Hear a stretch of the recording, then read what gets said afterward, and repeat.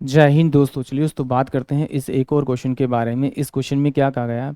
In a certain year as sum of money is double itself at 6 1/4%, यानी कि 25/4%। इसकी rate of interest दे रखी है, इंटरेस्ट पर एनम, then the required time will B.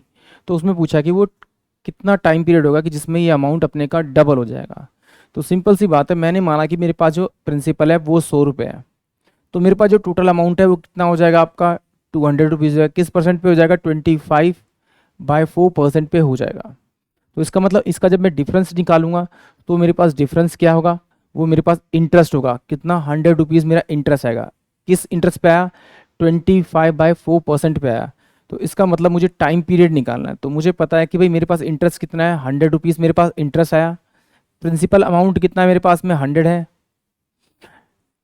मेरे पास जो रेट ऑफ इंटरेस्ट है वो कितना है? 25/4, यानी कि मैं इसको लिख सकता हूँ 25/4, यानी कि इसे 25 इंटू में 400 में से लिख सकता हूँ। बराबर में क्या हो जाएगा मेरे पास में? ये टी टाइम हो जाएगा। इस 100 से ये 100 गया, 25 और चौके 100 होगा, तो यानी कि 4 चौक 16, यानी कि 16 ईयर में वो जो अमाउंट है अपने का डबल हो जाएगा। यानी कि एक बार और देखते हैं इस क्वेश्चन को। देखिए ये मुझे पता है, ये प्रिंसिपल है, ये आर बाय में 100 हो गया, ये मेरे पास टाइम पीरियड हो गया, इसकल टू ये मेरे पास में एस आई हो गया। जो प्रिंसिपल होता है उसमें अगर मैं एस आई ऐड करूँगा तो मेरे पास जो बनेगा वो मेरे पास अमाउंट आएगा टोटल अमाउंट, यानी कि मिश्र धन जिसे हम हिंदी में कहते हैं, मूलधन, साधारण ब्याज और मिश्र धन मेरे पास में ये आएगा। तो सिंपल सी बात है, उसने कहा डबल हो गया, तो यानी कि मेरा जो प्रिंसिपल है पी इंटू में आर बाय में 100 इंटू में टाइम पीरियड प्लस का प्रिंसिपल में ऐड करूंगा तो ये बराबर में क्या होगा? डबल पी के बराबर हो जाएगा टोटल अमाउंट। ये यहाँ से मैंने पी अगर मैंने बाहर निकाल दिया तो पी मेरे पास ये बाहर निकल गया। आर की वैल्यू कितनी है मेरे पास में? आपकी 6 चौक 24 और एक 25, 25 बटे में कितना? 25 बटे में 4, तो यानी कि 25/400 इंटू में टी प्लस का 1 इसकल टू में 2p।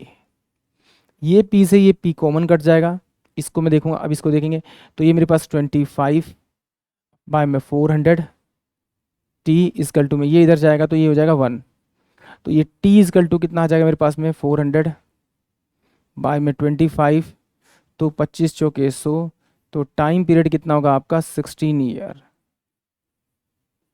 16 ईयर इस क्वेश्चन का ये करेक्ट आंसर होगा। अगर इसे आप और ओरली करना चाहते हैं और छोटा करना चाहते हैं, आप नहीं याद रख पाएंगे, तो सिंपल सा एक लॉजिक याद रखिए कि ये मेरे पास r इंटू टी है।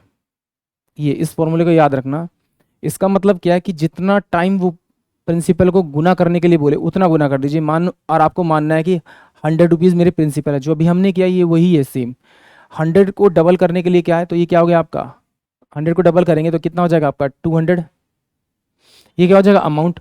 और अमाउंट में से मुझे इंटरेस्ट निकालना तो प्रिंसिपल माइनस करना पड़ेगा, यानी कि जितना बोले 3 टाइम बोले, 4 टाइम बोले, 5 टाइम बोले, उतना मल्टीप्लाई करो और हर बार उसमें से 100 माइनस कर दो। तो यहाँ जैसे ही 100 माइनस करोगे तो आपको इंटरेस्ट आ जाएगा। तो इंटरेस्ट कितना आएगा मेरे पास में? 100 रुपीज़। और जो आपको टाइम पीरियड दे रखा है या रेट ऑफ इंटरेस्ट दे रखा है, उन दोनों में से किसी एक को रिप्लेस कर दो। तो यहाँ पे रेट ऑफ इंटरेस्ट दे रखा है, तो मैं लिख सकता हूँ 25/400 इंटू में टी बराबर में 100 हो जाएगा। तो टाइम पीरियड कितना हो जाएगा मेरे पास में? 100 इंटू में 400/25, तो ये कितना हो जाएगा? टी इजकल टू कितना आ जाएगा? 16 ईयर आ जाएगा आपका। यानी कि ऑप्शन सी जो होगा वो आपके लिए करेक्ट आंसर होगा। आई होप आप सभी को क्वेश्चन समझ में आया होगा। जय हिंद, जय भारत।